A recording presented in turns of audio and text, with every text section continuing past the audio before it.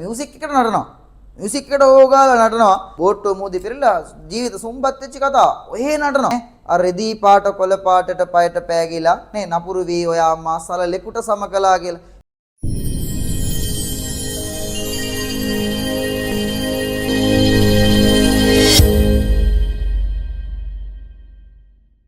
උඹන සාමාන්‍යයෙන් දැන් අර රසය කියන එක ඒකේ දැනන විදිය වෙනස් වෙන විදිය වෙනස්නේ පුතේ. ඒ කියන්නේ ඒක තාලෙන් තාලෙට සහ ඒක එක අවස්ථා තියෙනවානේ. දැන් එතකොට අපි මම අර කියන්නේ හින සමහර වෙලාවට මෝඩඩ කරනවා. ඒ කියන්නේ සමහර වෙලාවට කියන හරියාකාර තේරුමක් නැති නිසා හරියාකාර දැනීමක් නැති නිසා නේ අර අපි කරන වැඩක් තමයි මේ සමහරලාට ওই මියුසික් එකට නටනවා. මියුසික් එකට ඕගාලා නටනවා නේද? මොකද්ද තේරුම අනම්මනම් කියන කතාව දැන් සමහරලාට හෙන දුක හිතෙන කතාව වලට අපි නටනවා.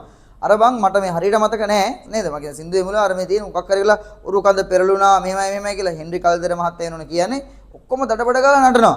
ඒක ඇතුලේ වෙන්නේ අර නැවක් කියන්නේ නැව හරි බෝට්ටුව මූදි පෙරලා ජීවිත සුම්පත් වෙච්ච කතාව. ඔහේ නටනවා.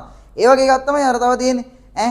අර රෙදි පාට කොළ පාටට පයට පෑගිලා නේ නපුරු වී ඔයා අම්මා සලලෙකුට සම කළා කියලා දඩබඩ ගාලා කට්ටිය නටනවා. මම හිතන්නේ සින්දුව මට ඔක්කොම මතක නෑ.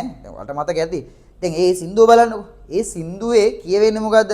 නේ රිදී පාට මොකද්ද කොළ පාට නේ රිදී පාට පායතුඩු කොළ පාටට පයට පෑගිලා මම කරේ මට හරියට වචන ටික හරියට මතක නෑ. ඒ සින්දුවේ ඇතුලේ මොකද එන්නේ? ආමි එකේ හිටපු කෙනෙක්. ඒ කියන්නේ යුද හමුදාවේ වැඩ කරපු කෙනෙක්. ආමි එකේ වැඩ කරපු කෙනෙක්.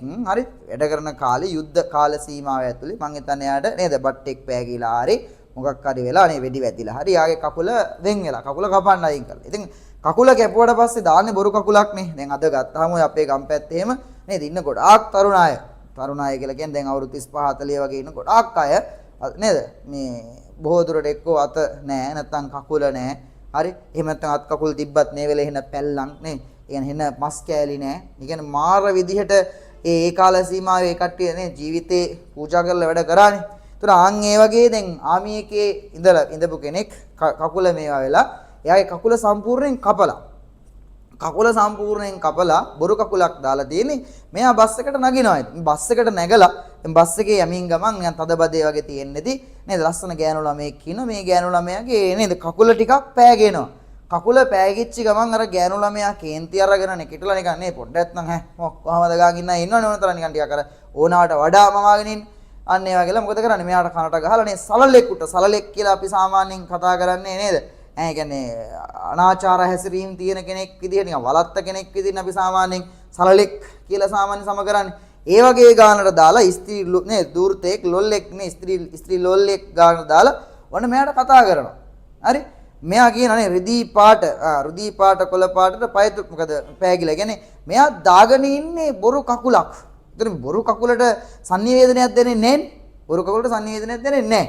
එතකොට තමයි මේකට පෑගුනේ. ඒ හින්දා එයා මං ගැන කිසි විස්තරයක් හිතන්නේ නැතුවනේ මට කනට ගහන්නේ. නේ? කියන්නේ කිසිදු විස්තරයක් මෙයා ගැන හිතන්නේ නැතුව තමයි කනට ගහන්නේ. මෙයා හිතා මතා කරපු කාරණාවක් හිතා මතා කරපු දෙයක් නෙවෙයි නේද? එතකොට සම්පූර්ණයෙන් කියන්නේ නේද? අන්න විස්තරයක් හොයන්නේ නැහැ මොකද? ඉතින් අනේ මන්දා මේකට හැමෝම නේද? පුඩි ගහනවා උඩ දාන පයනවා කෑ ගහනවා මේවා කරනවා එනවා මේකයි. නේ? ඒ කියන්නේ ඔන්න හරි දුක හිතන කතාවක්. හරි දුක හිතන කතාවක් ඇතුලේ තමයි අපි ඔක්කොම දඟලලා අනේ දඩබඩ ගා මොම කරන්නේ. එතකොට ඒක අමුතු එකක්. තේරුණා? ඒතර රස විඳිනවා කියන එක හරි වෙනස්. හරි? රස විඳිනවා කියන එක හරි වෙනස්.